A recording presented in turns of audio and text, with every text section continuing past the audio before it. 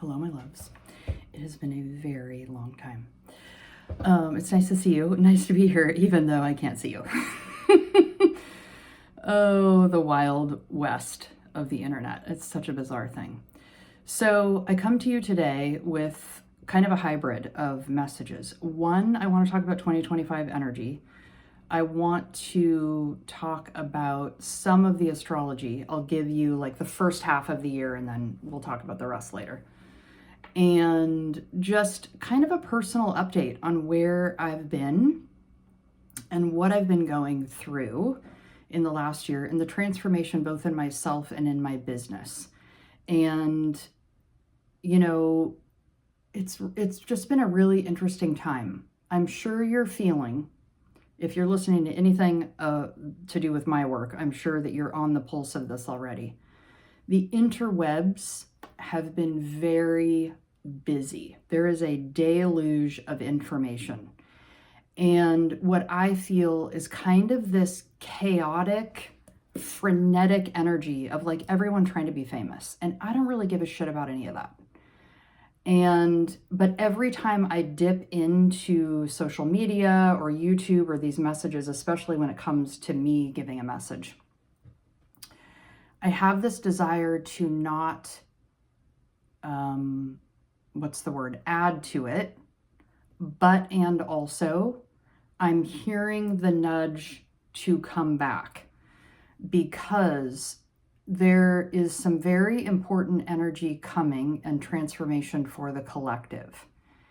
And I even thought that I was going to do a video at the beginning of the year in January, and it just did not come. I got sick. Like there was a whole bunch of reasons. And as I sat down, I was like, oh, I have space today. No one's in my house. I have this moment to pause and kind of tune in with myself and feel into, is it the right time? And I realized that today Uranus goes direct. And Uranus is the planet of radical change, the unexpected, our freak flag, and all of that. And there is this energy I've been feeling all of last year coming. Like there is a wave, because it's not just a wave that's coming, but there's like a door that's starting to open. There is a wave of healers, empaths, intuitives, sensitives, entrepreneurs that have businesses connected to all of that. Anything kind of in the woo category that is just like teeming with energy to be expressed. And just in terms of some of the astrology, I won't go into that just yet, but there's a desire and there's a quickening for our freak flag, our uniqueness that only we are individually here to express. Each one of us has a unique energetic signature that we are here to express. And we are the only ones that can do it because we're the only ones that hold it. Each one of us holds a piece of the puzzle. And it is time finally for those people to come out of the closet with their freak flag, with their uniqueness.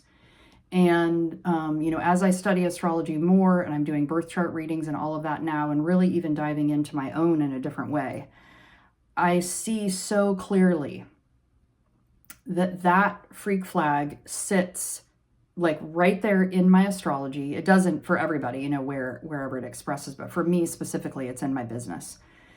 And it also sits inside of my human design, that I am here as a leader and a teacher for the forward movement and kind of what I would call like the return to heaven on earth.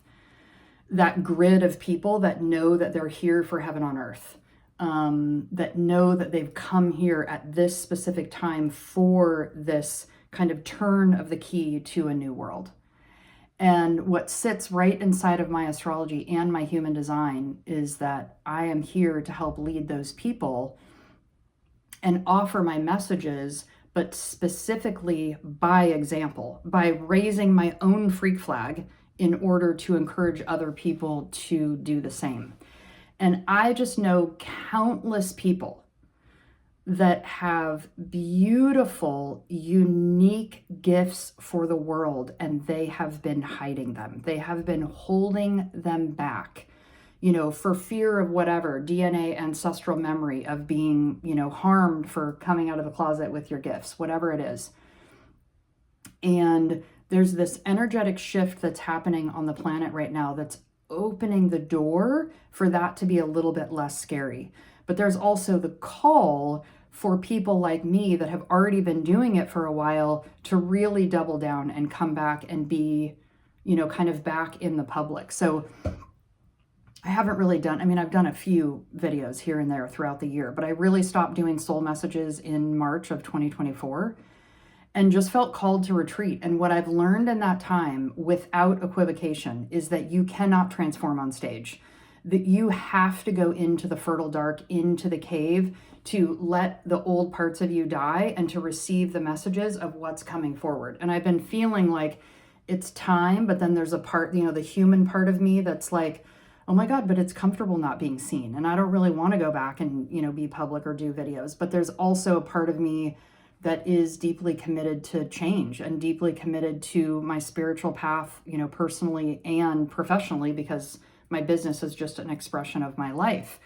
And for that reason, I'm like, no, I have to do it. And I saw a video from somebody that I follow on Instagram, and I've very barely been on Instagram at all. It's like there's this feeling of it's so busy that you have to like get in and get out. Like you can't stay in there very long because there's just so much garbage being spun around. But I happened to see a video of a woman who is also an intuitive healer and, very unique way of practice. And she was talking about the need for representation and people coming out and kind of waving their freak flags. And I'm like, this could not be more aligned with the astrology anyways. I always crack up, like even for years of, 7 years of doing my soul messages before I really dove into astrology. And now that I'm inside of the astrology too, I see that they sit side by side. It's like I'll feel the energetic energy, but then I look at the astrology and the astrology is telling the same story. So it's just a beautiful thing because spirit, I feel like, is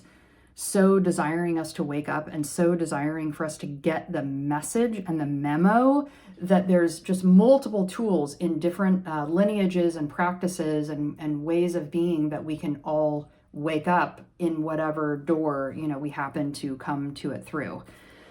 So I really feel this call that there's just this massive amount of people waking up. And I've even thought, like, do I need to create some kind of business course to help people, move through those steps? So if you're one of those people, let me know, because part of my human design is I'm an emotional manifesting generator. And part of what that means is that my style is to respond.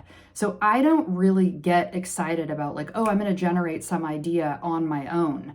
I get way more jazzed when there are a group of people, even 1 or 2 people, that ask me to create something, and then I create it because of that. That's how my 40-day chant, learn to chant course got created. That's how my astrology courses got created. Those are all on my website under programs, and then they're also available on the paid version of Insight Timer if you have that meditation app. It's really a beautiful way to connect. So anyways, those are there for you. But over the last year, that's really what I've been focused on. I'm like, I don't want to, just be talking to the public and just talking to anybody. I want to talk to the people that are here for my messages. And Insight Timer has felt like a really good place to do that and to be in the fertile dark of my own cave, creating from the place of like, I know people have asked me for these things. That ignites my passion and desire to create the thing. So if there's something that you've, been curious about with my work, an astrology course that's in person, that walks you through all of it, whatever it is, learning about, I don't know what, I'm doing Ray frequency work now that can only be done in person, but Reiki, intuitive healing. I did an intuitive mentorship in 2021. I've thought about bringing that back. There's so many things. So I feel like, especially what sits inside of the astrology with Pluto and Aquarius for the next 20 years, and Aquarius is ruled by Uranus and Saturn. I'll talk about that in a second. But Uranus, that freak flag, that individuation, all of that. For the next 20 years, the collective is going to be focused on the collective. It's, from 2008, I'm sure I've talked about this in other messages, but for any of those that haven't heard, from 2008 Pluto was in Capricorn, and Capricorn is ruled by Saturn. And so it has been whatever Pluto touches, it transforms. And it brings the truth out and it pulls out what is not true, and that dies on the vine. And so from 2008 on, it's been in Capricorn until last year. And so it's been breaking down kind of corporate structures, the way that we've done things before, the linear thinking path, the top-down government, the top-down structures. And Pluto in Aquarius for the next 20 years is about horizontal structures. It's about humanitarianism. It's equal energy. It's if it's good for me, it's good for you, it's good for the planet. If it's not good for me, it's not good for you, it's not good for the planet. It's this kind of energy. So we have to be thinking about the whole. This is like thinking 7 generations ahead. You know, what we do now is a seed for the next 7 generations. Are we being conscious about the way that we're doing that? How are we planting it? You know, it's all that kind of territory. So, you know, like it or not, that's where we're going. And there is this interesting split. I'll talk about this because I do see this interesting split. I've heard a lot of people talk about it as well. But this energetic split of like, it's almost like the whole of humanity is splitting into two. And there are the people that are here for heaven on earth and want to do this kind of transformation work. And then there's people who don't care about it at all. They aren't thinking about it. It's not what they're here for. It's not good, bad, right, or wrong. But you know, it just is like you're in one camp or the other. And I've heard people talk about like the split is getting further and further apart to where like whatever decision you've made, which path you're going to be on, you're not going to be able to change. I would say even at this point already going forward, you know, if it's not part of your path, it's just not part of your path. And that's okay. We don't need to make people wrong for whatever they choose. But, you know, it's just a beautiful time of like those that are here for it are ready to connect with others and kind of build an energetic snowball, so to speak, like, you know, building the energy of it. And it feels like even small group kind of thing. It doesn't feel like you have to be connected to like a big body of work or practice. I mean, yes, you can be, but it also feels like really small community grassroots connection, you know, right here in our own homes, and doing it that way. So let's talk a little bit about the astrology then of the year. And I'm just going to look at basically like the first 5-ish months, and I'm just going to talk about it really briefly so you can kind of get, you know, the vibration of it. And it brings the story together with what I'm already saying. And this last year has been really interesting too, because as I bring astrology in, it's like there's a part of my work that I know I'm kind of like, I have sort of the blueprint of like an innovator or like an architect. Every single modality that I have ever learned, and there are a lot, and if you care about them, you can find them on my website. I have not utilized any practice that I have learned the way that it has been taught. I mean, it is just not in the blueprint of who I am. There is this way that I am here to like pull pieces from different modalities and bring them together and create my own. So the part of what I've been, you know, dying and being reborn this last year in 2024 is figuring out what the fuck my lane is. Like, where am I? Because when I look out in the world, I'm like, yes, I'm an astrologer now. I'm adding that to my work. But, you know, there are a lot of astrologers out in the world that are doing astrology in a specific way, in a very detailed way. And I don't feel called to do that at all.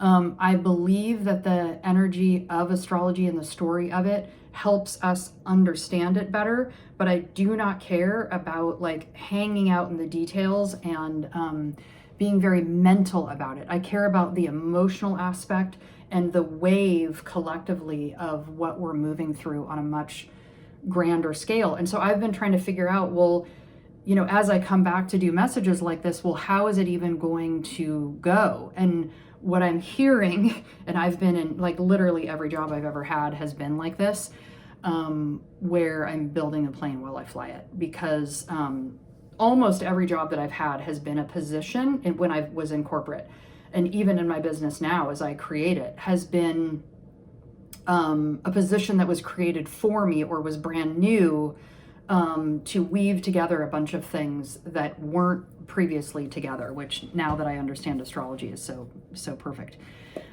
Okay, so the very big first one. So anyways, all of that to say is I feel like even as I sit down to do this message, I'm building the plane while I'm flying it. It's like Spirit is saying, okay, you don't get to know ahead of time what it's going to look like. You have to sit at the table of creativity and literally just build it in real time.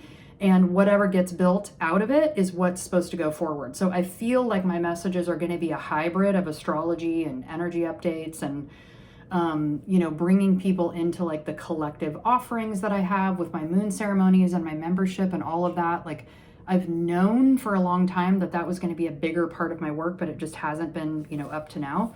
But I think it will be. Okay.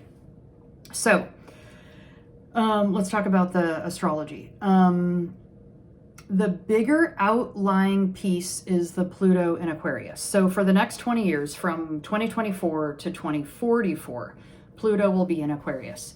So, like I said, Aquarius is humanitarianism, it's horizontal structure. Right at the top of the year, I got this image of this giant sword coming through and cutting across humanity. And it had to do with money. And it was like, whoa, I have no earthly idea how this is going to happen. But what I saw was like this massive cutting off of kind of like this wave of how money has been distributed. Some people have nothing, some people have way too much. And I saw this massive leveling, like there's going to be a huge distribution of wealth. Like people that have way too much are going to lose it, and people that don't have any are going to gain more. And I don't have any human idea how that thing is going to come to play, but that's what I've seen. But there's this massive leveling in general coming with this Pluto and Aquarius energy. And it's like we're getting the lesson now that we have to include the whole. Aquarius is the whole. It's community. It's connection. And my God, there's like such a deep, deep pain in the heart of the collective around not belonging because, we've been sold this story of divisiveness, this energy of divide and conquer. And when, we think that when we get reflected at all the time, divide in political parties, divide in all these different ways of thinking. And then we begin to believe that divide is real and it exists. And yes, there's a part of it that it exists, and also I think we're a lot more alike than we realize. And I think that there's a lot more unification energy than there is divisiveness. And, certainly we're encouraged to see the divide. And I think that has a greater purpose because if we see the divide and we think that we're separate and apart, then we're more focused on fighting than we are on what unifies us. And that, if we're more focused on fighting, then we're more in the energy of war and fear, and that takes us out of our power. And so, there's a whole path with that. And, maybe there's a reason for it. There really is like a popular kind of energy in the collective. I thought I was going to move to astrology, but hang on for a second here because this other piece is coming. There's a really popular kind of energy of like, we're at war. No matter what side you're on of anything, we're at war. We have to protect our way of life. Those people are the enemy. We have to do something about them. And when we're in that energy, we are unstable. We're not centered. We're not grounded in the center of ourselves. And realizing that we already have power, that the keys are already in our hands, and we're not dependent on someone else changing in order for us to be okay. And that's just been a huge lesson for me this last year. But I'm remembering there's another piece that I want to bring in here that came up in the end of the year event that I did in person, and which was really, really beautiful. But this image keeps coming to me, so I'll share this so that you have it as well. It's the image of a circle with a dot in the center. And interestingly enough, that is the hieroglyph of the sun in astrology. And the sun is who we are here to be. It's the light that we shine in the world. It's kind of our flashlight. And also what we are here to be seen in. and as. But what I've been seeing with this circle is that we as a collective, and we've been guided to do this as well, so it's not just totally our fault, but also there's just like this slight adjustment that we need to make in our perspective so that we can shift this.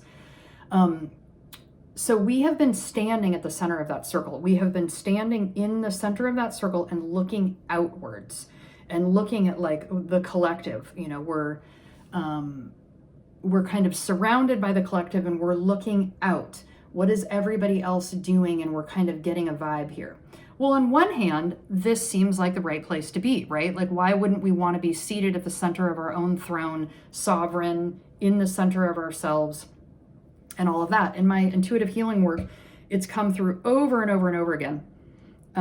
This visual of that exact thing where I'm seating people on the center of their throne and drawing a circle around them. And there's a whole energetic practice that we do with this. And that is very true and right and correct. And yes, we're doing that. We're enacting boundaries. We're cutting ties with anything that's disconnecting us from our power. And also, this is why language is so important and it's so nuanced. And I believe it is what is meant by the opening words of the Bible. In the beginning was the Word, and the Word was with God, and the Word is God. Because the words that we use are so important, because whatever we speak, we create. We are that powerful. And I think there's a huge part of our human technology that is so beyond what we can even imagine that we don't understand it. I don't think we realize the power of our technology. And I think Aquarius rules technology as well. And I think that there's going to be this massive waking up in the energetic properties of our human body. But that was kind of an aside. You know, where was I even? The energetic circle. So yes, we want to be seated at the center of our throne and the center of our circle.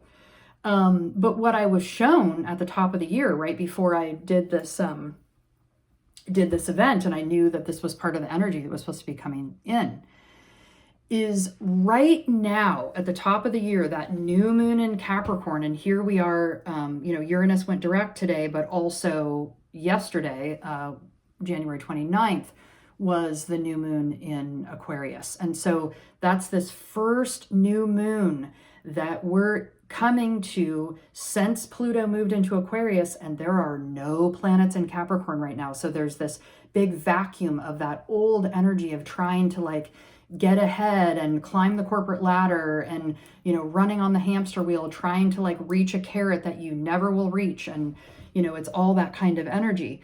So it's really interesting, this energy that I'm recording this in even is right here.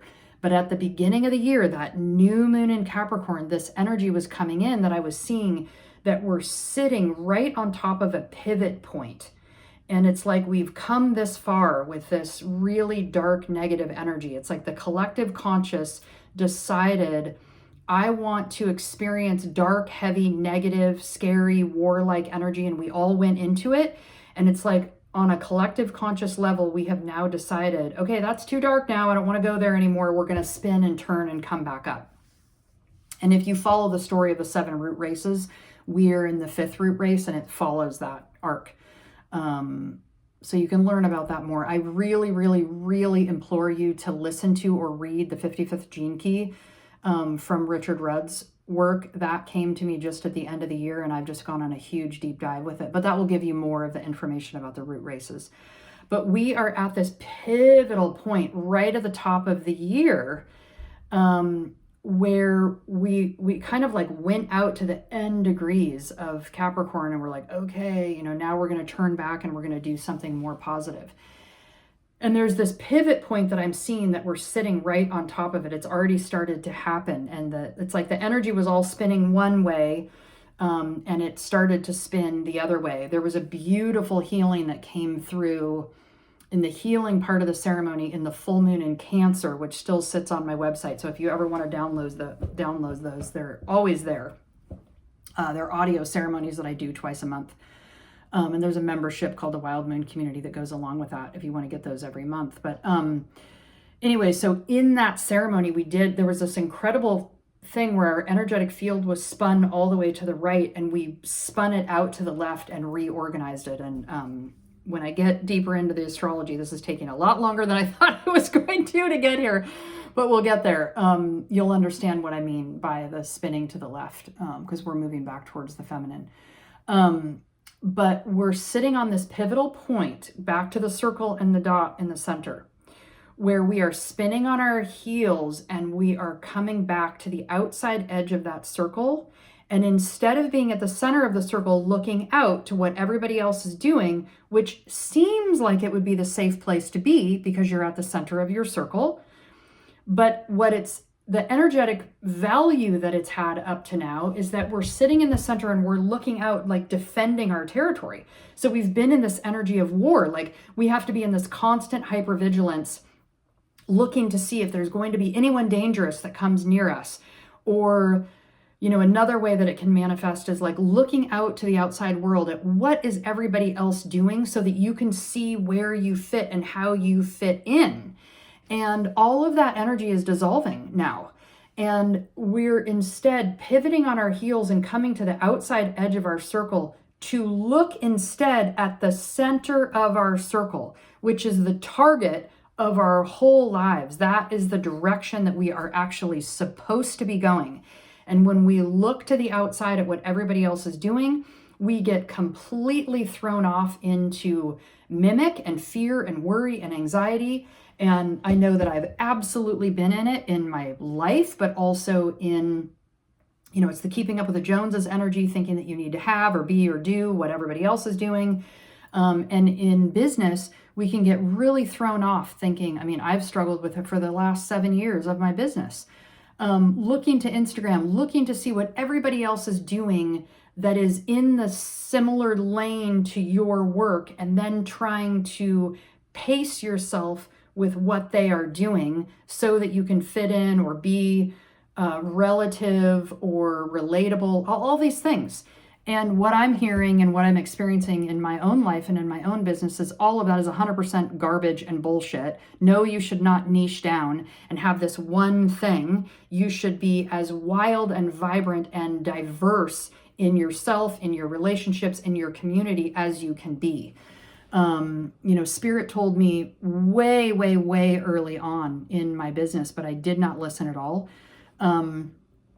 Your frequency is your marketing. You do not need to be online. You do not need to be on Instagram. You do not need to be doing anything the way other people are doing it. Your frequency is your marketing. So how you take care of yourself, your body, your energy, your mind, all of that is way more important. And I can say with absolute certainty, having been in the public very little over the last year, my business has grown exponentially when I wasn't public, not the other way around. And my call to come back now is more to be rooted and anchored in the center of myself and give my messages and my work diversely in the way that I am, and to pulse that energetic frequency out as encouragement for other people to do that as well, rather than trying to pace myself with the way someone else is doing it. So that is absolutely aligned with this energetic shift that I saw come at the beginning of the year. Because when you are on the outside edge of your circle, your back is to what everybody else is doing. So you're not paying attention to what everybody else is doing, which is super distracting to do. And instead, you're looking at the center of your circle and saying, where am I going? Where is my target? Because as we know, you cannot hit your target if you're not looking at it. If anyone's ever done yoga, you know that where your eyes are looking is where your body goes. That is exactly what it is. If you're doing a handstand and when your legs are kicking up, if you look out, you're going to fall down. If you look down, your legs will go up in parallel to where you're looking down. It is like a mathematical certainty in our body. Where you are looking is where you are going. So that's why we have to be so, so, so incredibly safe. What's the word? Safe is the word that wants to come through. We have to be incredibly disciplined and discerning about where we put our energy. Distraction is the other word that wants to come. Is like we have to be so focused on the direction that we are going that we've got horse blinders on and we're not looking at what anybody else is doing, because it's just too fucking distracting. And so when I felt into the energetic property of that, like when you turn your back, that's like the energy of going into the cave and deeply communing with your own creative impulse and your own creative energy, and communing with spirit and listening. Like we have to listen so much more than we're speaking right now, to receive the messages that are for ourselves and, you know, for the public in whatever way we're called to do that. But that's really the energy collectively that I'm seeing move, that's going to just pulse out, you know, I think the remainder of the year and as we go forward. So let's get into some of the energy for the year now. So today, January 30th, Uranus has gone direct. Well, Uranus was in Taurus. Okay, it's gone retrograde into Taurus. It went retrograde September of 2024. And, you know, now it's going direct. So in Taurus, what Uranus is asking, whenever planets retrograde, they're review periods. There are questions that the universe is asking us to get. And there's lessons and messages that are coming during that time. So Uranus is in Taurus. Taurus is about worth and wealth and value. So what Uranus has been asking us is, are you going to, like, where is your uniqueness? And can you see that it's connected to your worth and value? And even the way that you can make money, because Taurus is also about money. It rules the second house of money and value and self-worth, how you feel about yourself. So the question has really been about your uniqueness, and are you going to value the things that are unique about you? Because if you don't value them, no one else will. And if you don't value them, you can't pick them up and yoke them together with what you're doing and then run with it and incorporate it in whatever you're doing, whether it's your business or your personal life or, you know, whatever. Okay, so that was retrograde September 1 through to today, January 30th.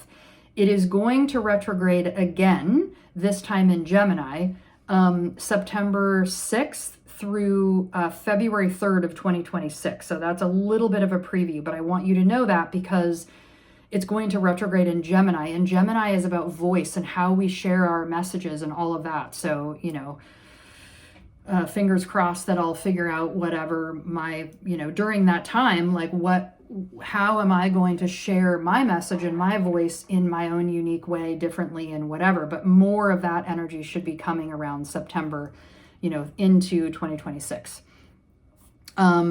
Then we have, next we have Jupiter going direct February 4, and that has been retrograde since November 1st of last year, 2024. Oh no, I'm sorry, that's wrong. I didn't even write that down. That's when it's going to go retrograde again. So it's going direct, like I said, February 4. Hang on, I gotta look at my glasses here. So it's been in Gemini.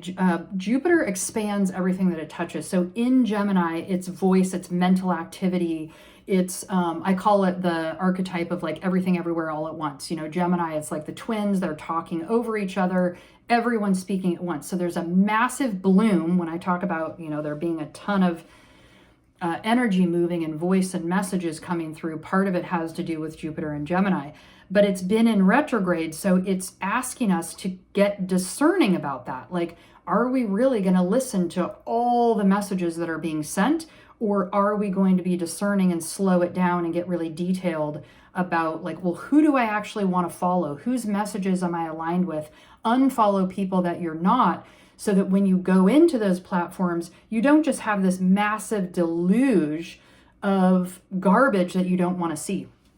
One thing that I noticed around the top of the year that YouTube has made a change of that I am not happy with at all is when you click on the subscriptions, there used to be a running tab of circles at the top, like stories and Instagram, where you can click on the people that you follow and see if they have something new and go to their channel. Well, they've removed that now. So the subscription tab is just a running news feed, like the homepage. It's completely unhelpful. So I really, if you want to hear any of my messages, please subscribe and hit the notification bell, because without that, you're not going to get it anymore. Like, you're going to have to dig down into people's pages, you're going to have to remember their name. You're going to have to type those in and go look for them. It absolutely frustrates me because I have so many people that I follow and I want to just click through like what they have new, and you can't do that as easily anymore. So it's going to retrograde next. So that's been in Gemini. The question has been like, are you going to be discerning about what you're listening to, or are you just going to be open to everything? And if you are open to everything, you're going to be completely overwhelmed and really slimed with energy that doesn't serve you. It's going to go retrograde again November 11th, 11/11, very powerful day. And it's going to be retrograde until March of 2026. And that's all in Cancer.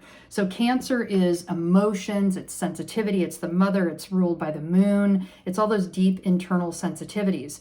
So I think what's happening with this overall story is Jupiter's asking this about like a voice and messages, and are we going to be discerning?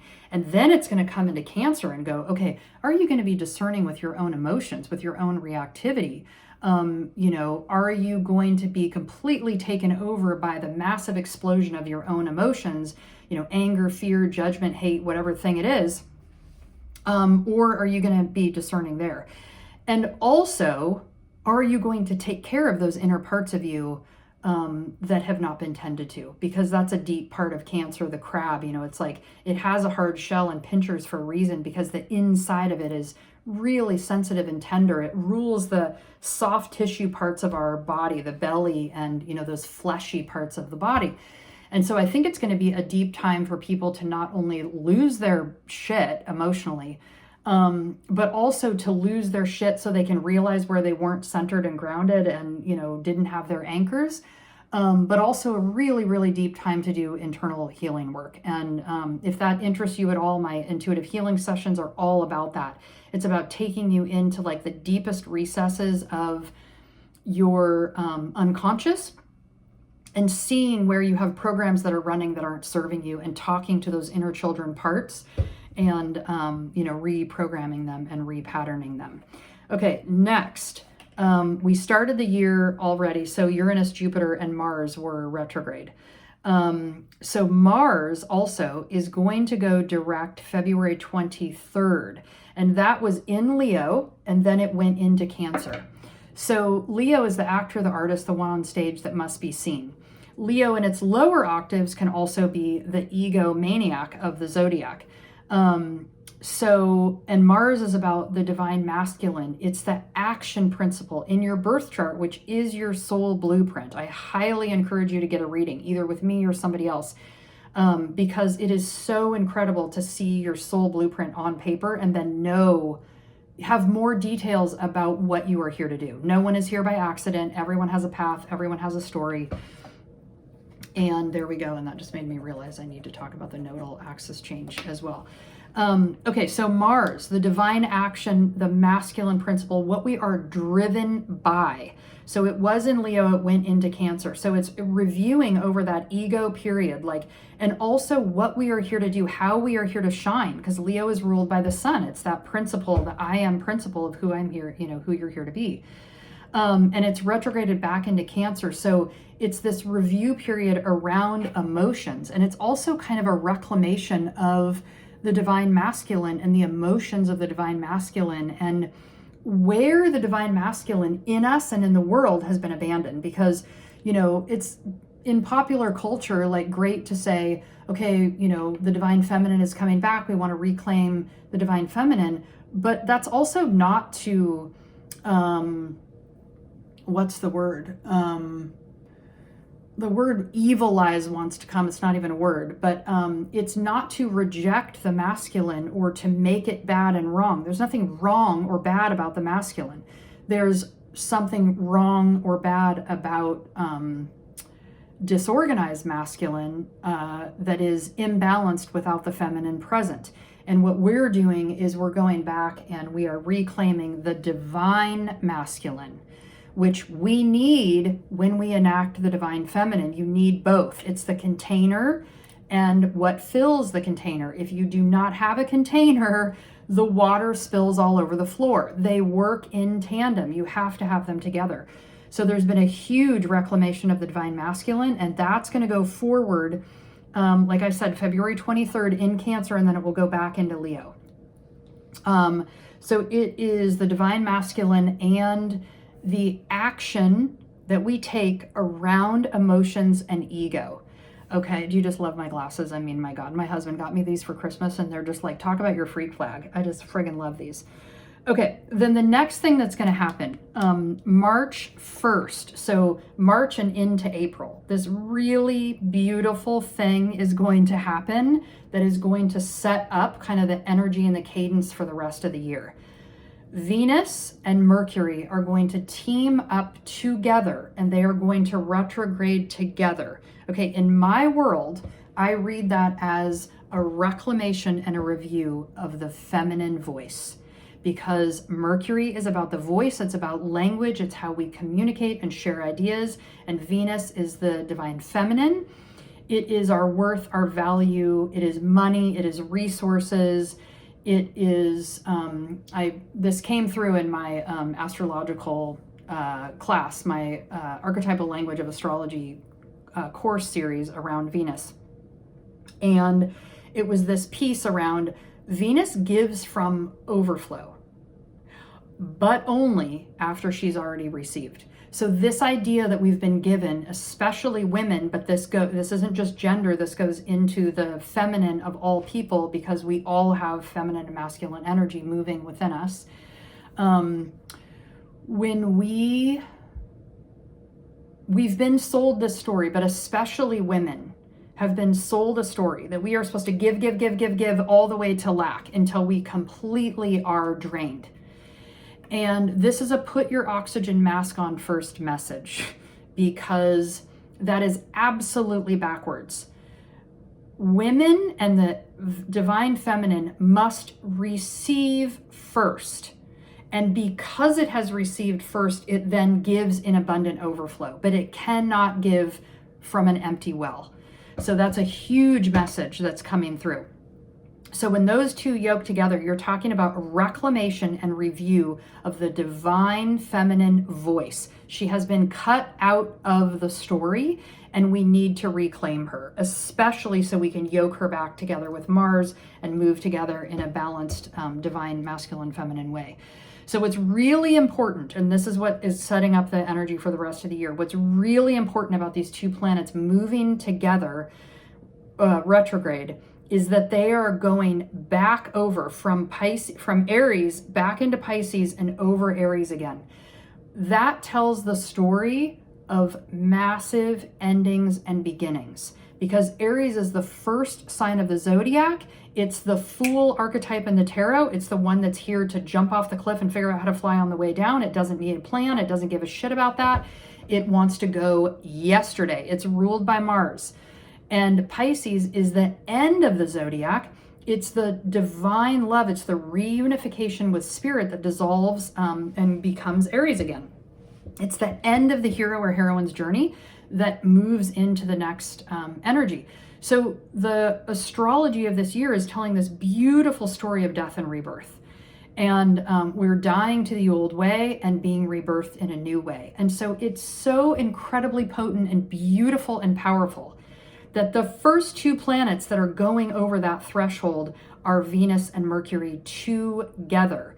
The repatterning and reclaiming of the divine feminine voice. It could not be more beautiful. And then I won't go deeply into the rest of it, but Pluto will retrograde in May of this year, and Pluto will not retrograde back into Capricorn. We're done with that energy for our lifetimes. It will not be there again. I think it's a 240-year cycle that Pluto has, so nobody's going to be alive when that happens. That's alive now. So we are in this, Aquarian phase. But what's interesting is it's at 2 degrees right now, so it's just barely gotten there. And it's going to start moving back retrograde. I think it only goes to 1 degree, maybe a little bit before. So it's like Pluto's in Aquarius, this new energetic properties, of this next 20-year phase of humanitarianism. And then it's giving us time, like, okay, it came in and now it's giving us time to like anchor and get adjusted to this new Wild West energy. And then it's going to go retrograde while a bunch of outer planets also go retrograde over that same Pisces Aries threshold. So it's kind of backing up and letting all these outer planets adjust together. And let me just quickly give you kind of a blueprint of how that's going to go. So Venus and Mercury are going to retrograde in March and into April. Venus is March 1st to April 12th. Mercury is March 14 to April 7. But realize that all of these planets have setup phases and then they have integration phases. So, you know, we're already in the shadow of that Venus retrograde, even though, you know, it's not even February. So anyways, we have that. Then we have Pluto retrograding from May until October of this year. And then inside of that retrograde, Neptune, ruler of Pisces, is going to retrograde from July 4 to December 10. Then we're going to have Saturn retrograde July. Why do I keep wanting to say September?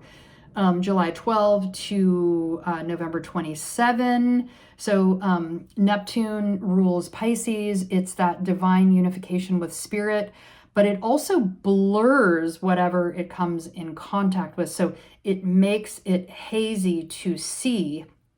So it's kind of like as we're going over that death rebirth, our vision is going to be foggy. And then Saturn rules structures. It's the scaffolding. It's that top-down structure. It's structure anyway, but Saturn also rules Aquarius. So this energy that we're moving from, you know, Pluto and Capricorn to Pluto and Aquarius, it's telling the story because Aquarius is ruled by both Saturn and Uranus, that it's about restructuring. It's not about, okay, we were restructuring before and now we're just raising our freak flag. It's restructuring in a unique way. That is yoking together our uniqueness so that we don't leave it out of the story or out of the equation. Then we're going to have another Mercury retrograde right inside of that Pluto, Neptune, Saturn retrograde. Mercury is going to go retrograde July 17 to August 11. And then Uranus is also going to retrograde September 5 to February 3 of 2026. So, you know, we're going to have Pluto, Neptune, Saturn, Mercury, and then Mercury will go direct, but it'll still be in its shadow or integration phase. And then Uranus is going to go direct too. Uranus is the one that just went, or it's going to go retrograde again. Uranus is the one that just went direct today, that freak flag energy, the unexpected. Mercury will go retrograde again. It always retrogrades 3 times a year. November 9 to November 29. And then last but not least, we have Jupiter going retrograde again, November 11 to March 10th of 2026. So this is really incredible energy. And the ones that are retrograding over that Pisces Aries point, like I said, Mercury, Venus are doing it together, and then Saturn structure and Neptune, divine love and oneness, but also reunification with spirit. In its lower octave, it can dip into illusion. It can dip into addiction, really, you know, negative patterns. It has absolutely no boundaries, so it can be really challenging there. And there was one thing I wanted to say about that Neptune. Was it Pluto and Aquarius? Yes, it's not exactly Neptune, but it's related to this kind of mental energy. One thing that we're going to have to be really, really clear about going forward, I cannot stress this enough. Pluto and Aquarius. Aquarius is higher mind. It's the highest of the air signs. It's the third one. And it's community, it's connection. So, and it's mind, it's mental. Air is mental energy. So it's psychic energy. It's the highest mind energy that could be, which is excellent for innovation and new ideas and, you know, radical change coming and, you know, incredible advances in technology. But, and also, if it is not grounded, it can lean into mental illness and psychosis. So I cannot stress this enough. From here on out, moving forward, We need to be anchored in the body. I'm talking about breath work, chanting, meditation, yoga, walking, exercise, bare feet on the earth, being out in nature. We have got to stay in our bodies or we will lose our shit. Like, it's a mathematical certainty.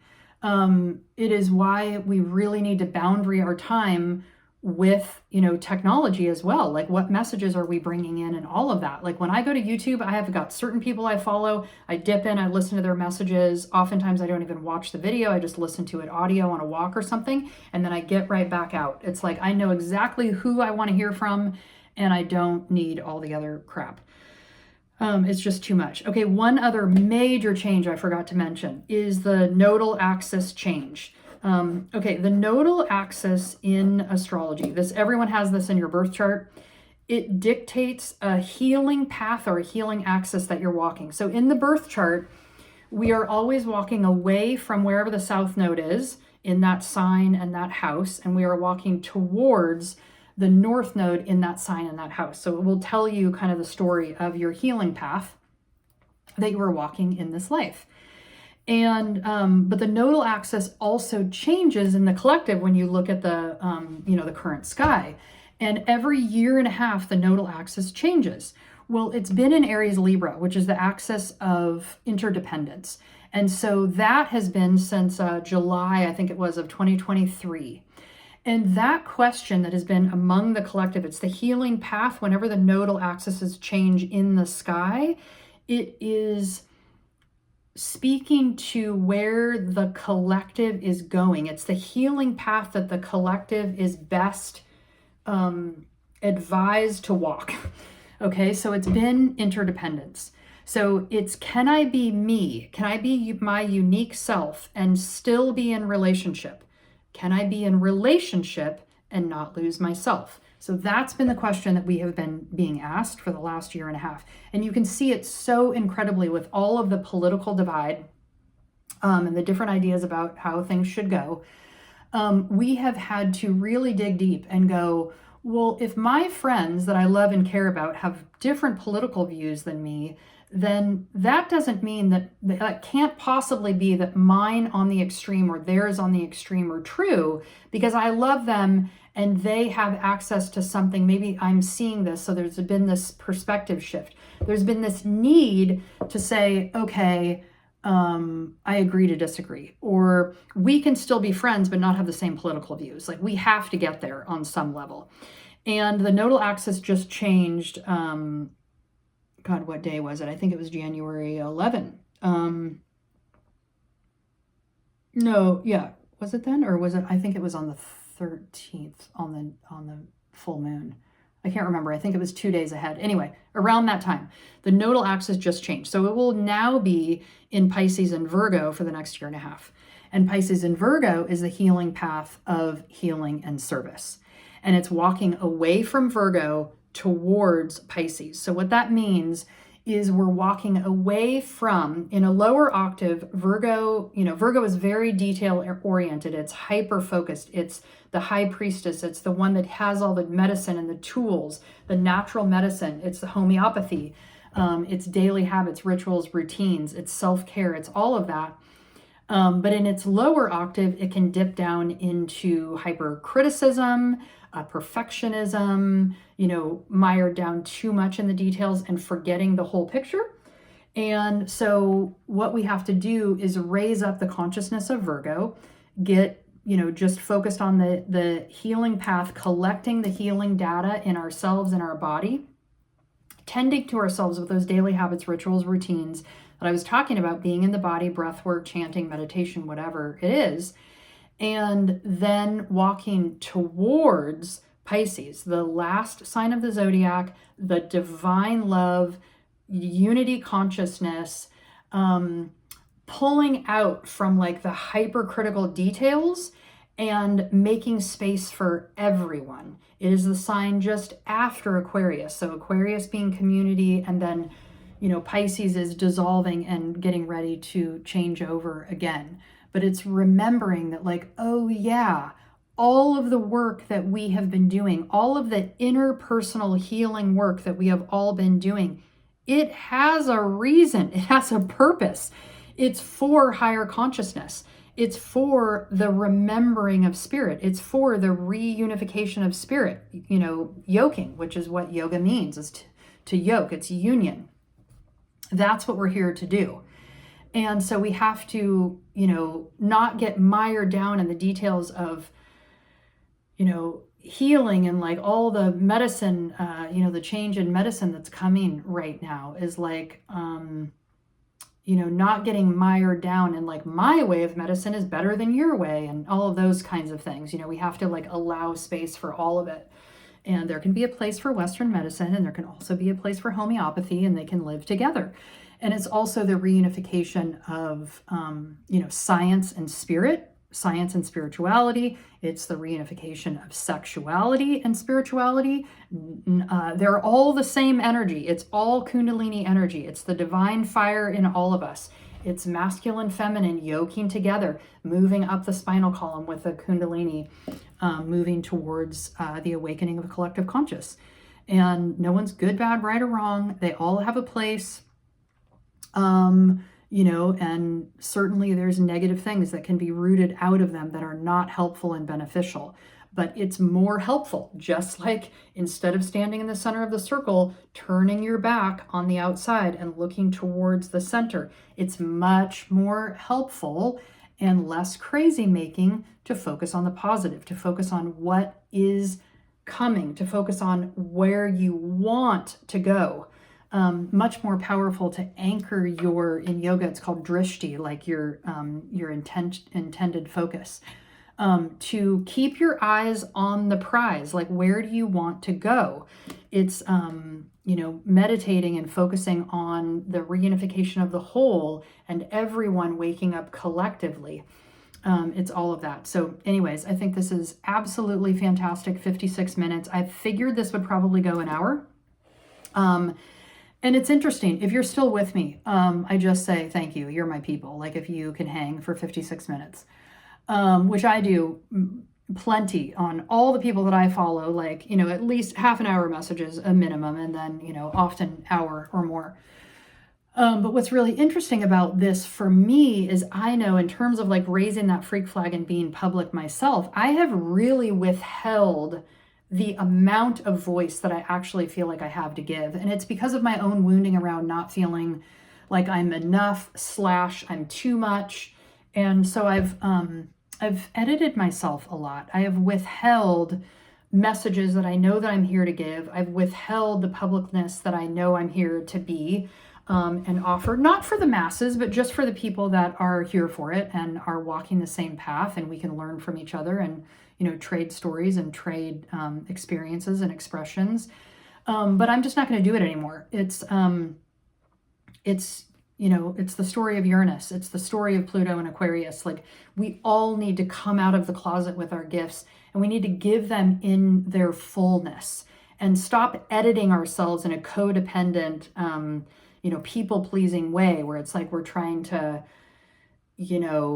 put ourselves in a straitjacket and live in a certain posture so that it's palatable for everybody else, or so that we don't disrupt the energy or upset anybody. It's like that ship sailed. Like we're not here to do that anymore. We are here to give our unique gifts in their full capacity, in their full unadulterated. Oh, a hummingbird just came to the window and I need to refill the hummingbird food. I'm like, oh, hi, you're here. I love that. Hummingbirds are the frequency and essence of joy. And whenever I see one, I know my grandmother's around. So, there's this essence and energy, and I have to do that by example as well. Is like, let myself be as big as I feel like I want to be, instead of holding myself back. And, there may be a podcast in my future. I feel like there's just so many more messages that I want to share, people I want to interview, different. I love the idea of like sharing messages from different people and kind of building a platform,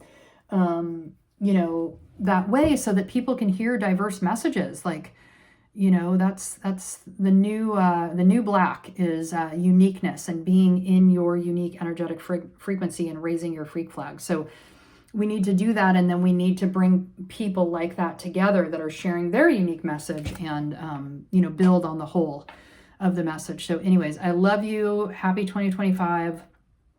Absolutely amazing if you stuck with me this long, and my messages will probably continue to be this long. I have no idea if I'm going to be doing monthly messages. I just have to feel into it and see, and just go when I'm guided to.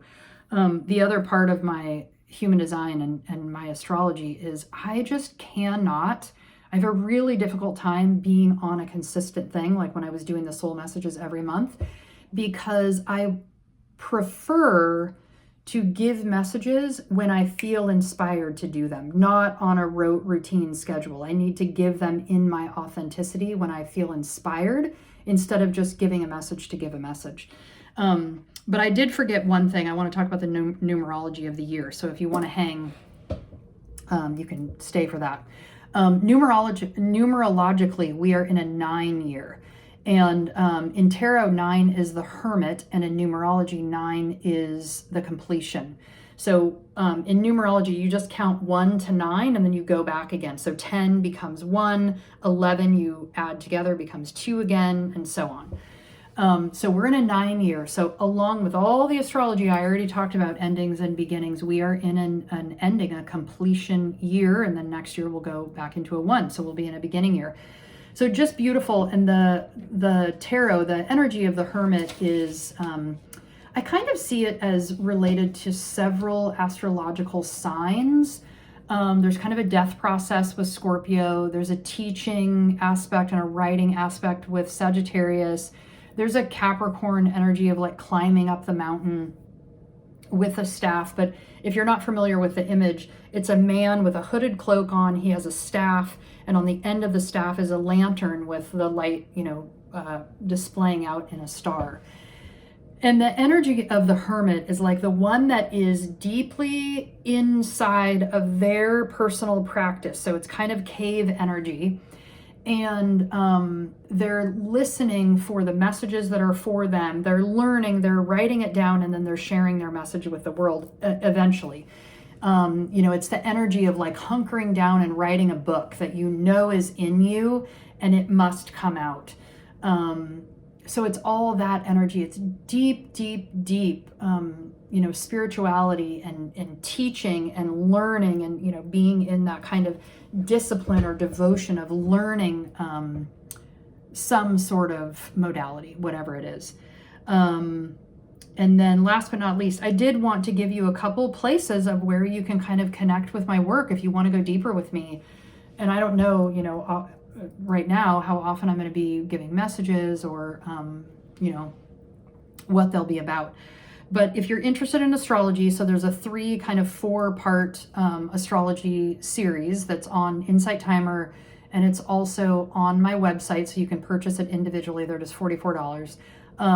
There's one on the planets, the signs, the houses, and then there's a 4th one that's about planning the week with with the planets, because each one of the days of the week is ruled by a different planet, so it gives us the energetic property of that, and then we can kind of plan our week and our month and everything with that.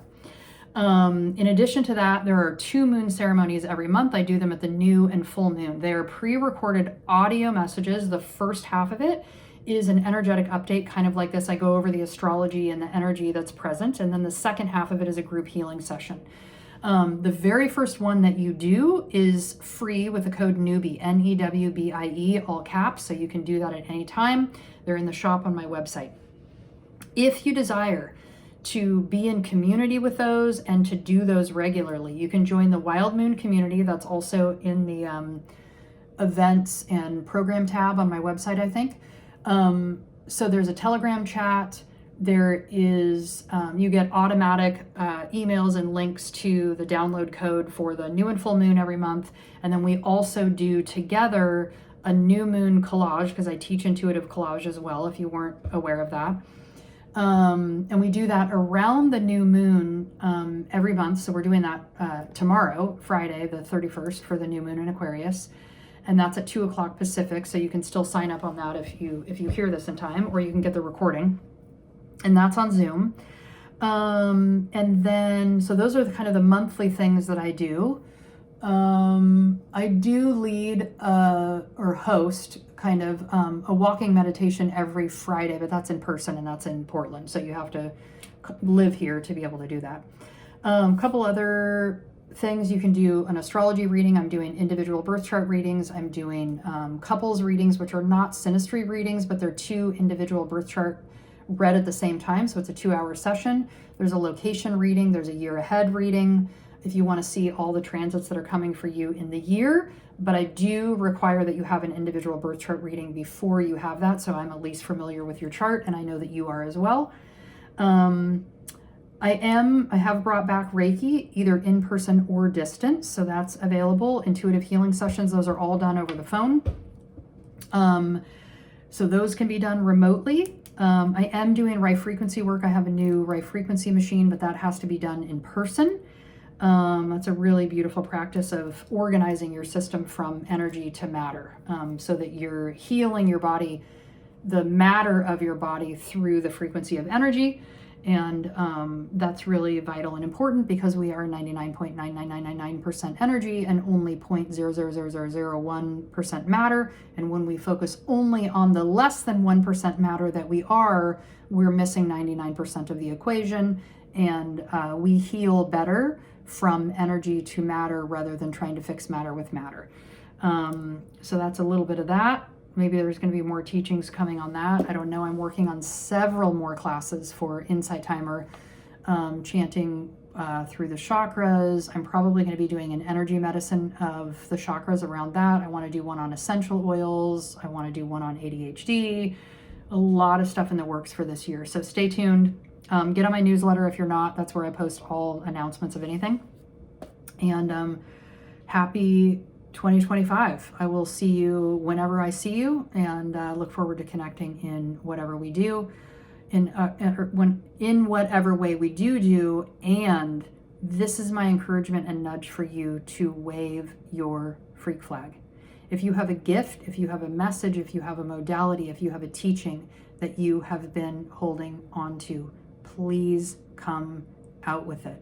We need everyone, especially with Pluto and Aquarius, we need everyone at the table giving their gifts.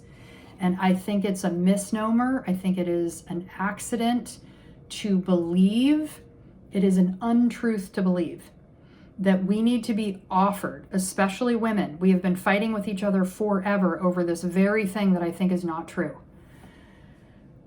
We have been looking to the outside, just like that circle, standing in the center, looking outside, waiting to be invited to the table and competing for chairs at the table. I think that is an incorrect way to look at it.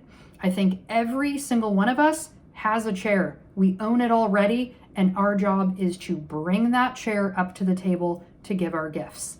I don't think it is fair or honest or true, and I don't think it's helpful if we're sitting around waiting to be invited.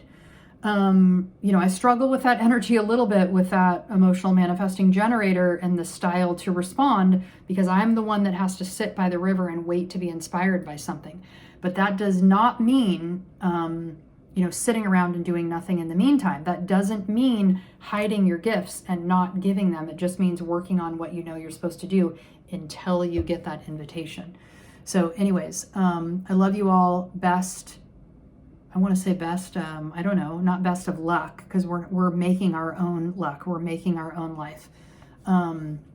But, best wishes to you and blessings in the new year, that you are brave enough, courageous enough, strong enough. That's all Aries energy, that we will all be getting a boost of this year, that you are courageous enough to bring your gifts out into the public.